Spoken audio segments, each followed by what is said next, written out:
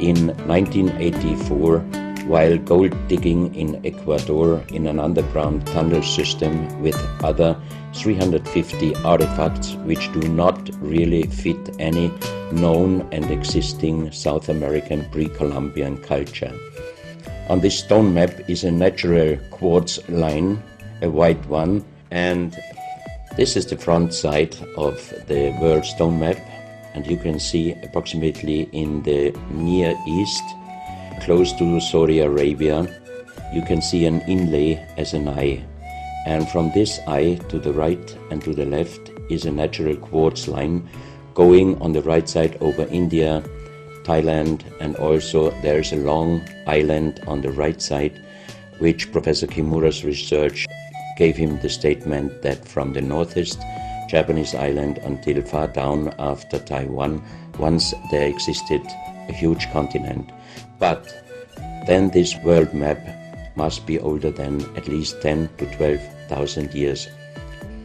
And here is the back side, and you can see on the right side coming the quartz line passing in the Atlantic, a continent, Atlantis, which in our days does not exist anymore.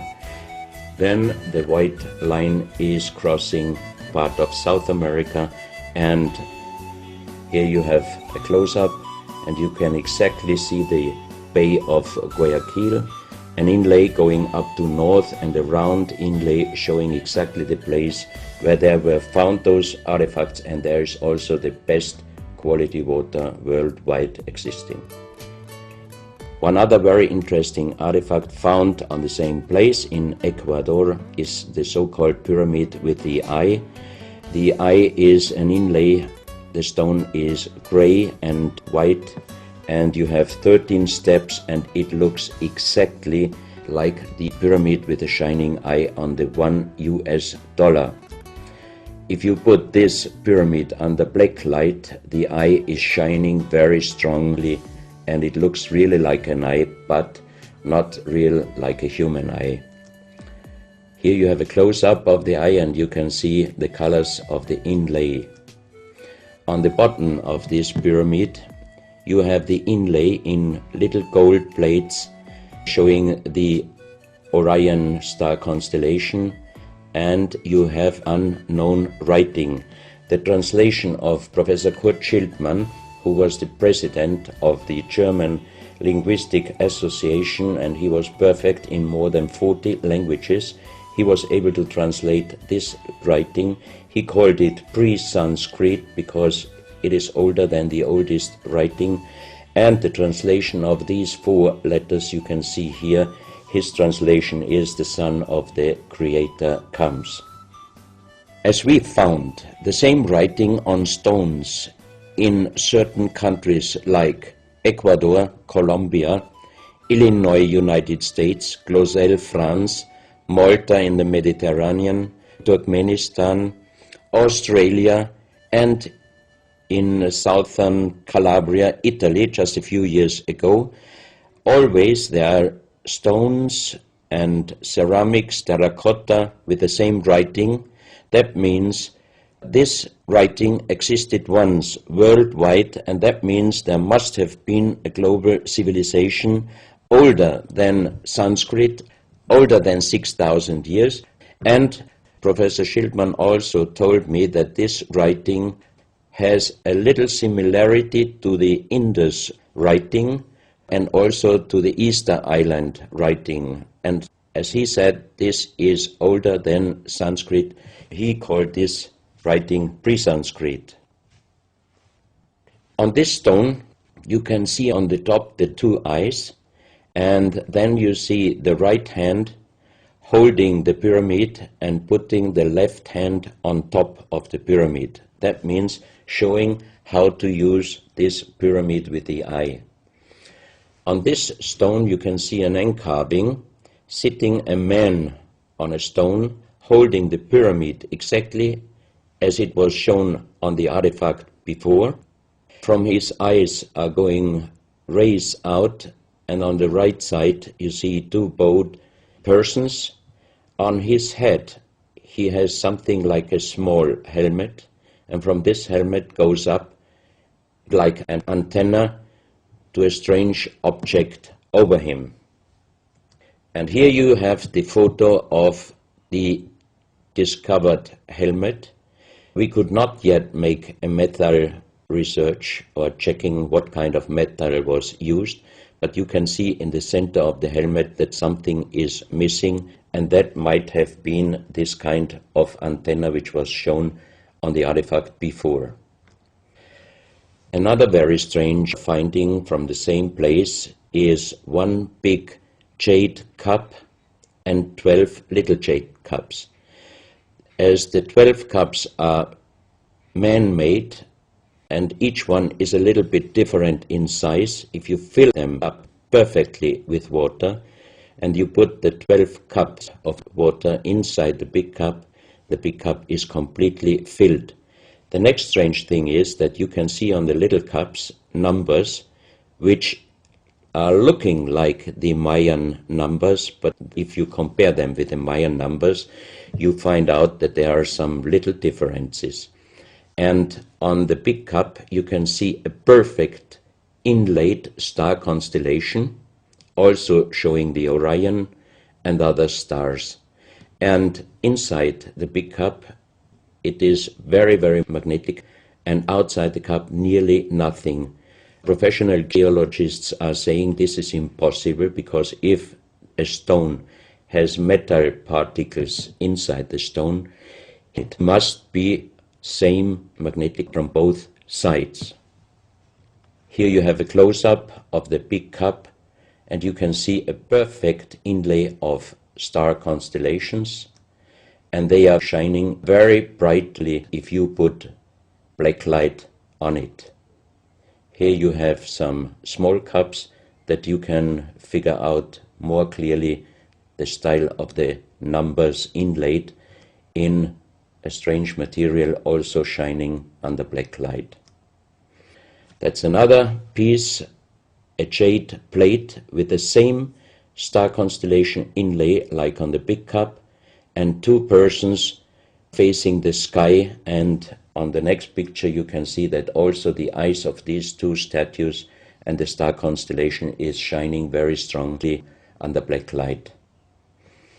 This was once a hard-formed brown stone, changing the color in the center of the stone into black, which usually in nature does not happen.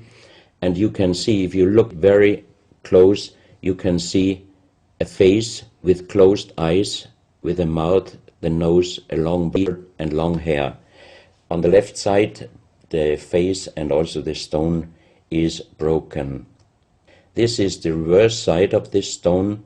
You can see a spiral and a triangle. The center of the triangle is very magnetic, also shining under black light. Here we have the backside of a cobra. The cobra never existed in South America, but this one was found at the same place. On this side of the cobra head, you have 33 lines in lines. So 33 is also a very mystical number since long time. And on the left side and right side, you have 7 points inlaid, and maybe these are the chakras. Also, this cobra head is shining brightly if you put black light on it. Another object here, you have a perfect worked dolphin head, and also this artifact is shining under black light.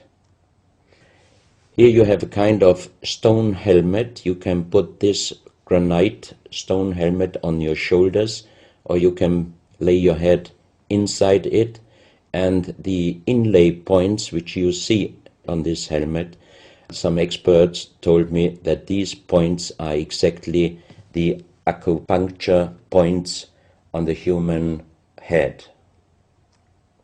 Here you can see how it might have been used. And a few months ago, they found at the same place an unfinished stone helmet. So that means that also some of these artifacts were made directly in Ecuador, but many, many years ago. And also the inlay on this object are shining under black light very bright.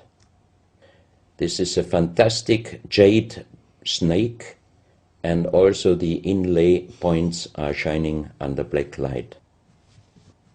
Here we have one artifact which is very perfectly carved on the back side, so that means it might have been used to put this artifact on the front of your forehead. You can see the two eyes inlaid, and on the reverse side you have the so-called third eye. Maybe this artifact was used for some ceremonies or for meditation. Here we have a jade plate with an inlay of a spiral, also shining brightly under black light. Another one, you can see 7 rings inlaid in the jade plate and also shining under black light. Maybe this also could be a presentation of the 7 chakras. Here is one of the ceramics found there. It's a great masterpiece, and the question is, how can you make this artifact out of one piece of ceramic? Here we have another pyramidal stone found also in Ecuador. On top you see the pyramid with the eye, and you have down several spirals and symbols. Some of them are very similar to the churchward Nakal plates, which he found 1880 in India, and the translation was talking about the sunken continent of Mu. This is a marble with another inlay of a spiral, also shining very brightly under black light. Another stone in a pyramidal form with an inlay of an eye. Here you can see again the pyramid with the eye, and on the bottom you see the Orion star constellation, the 3 Orion stars, which might focus us to the 3 pyramids in Egypt. Here you have a ceramic statue. You can see the style of sitting is not real pre-Columbian style. It looks like the lotus seat from Asia. On top of this statue you have a head with some points, and it looks quite similar to many of the Buddha presentations. He holds a snake in his mouth. The snake is a very, very mystical and very often presented object. So that means this statue is not from any existing or known pre-Columbian culture.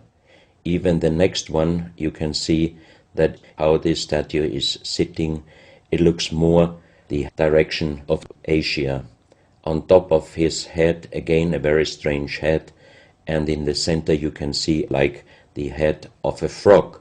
Also, the frog is a very mystical animal in old South American pre-Columbian culture, but also in Africa and also in Asia. Here another ceramic statue holding a kind of plate in his left hand, and it looks also not really pre-Columbian culture. This another very strange artifact holding a stick with a snake. Again we have the snake here, and the question is where and who this statue was done.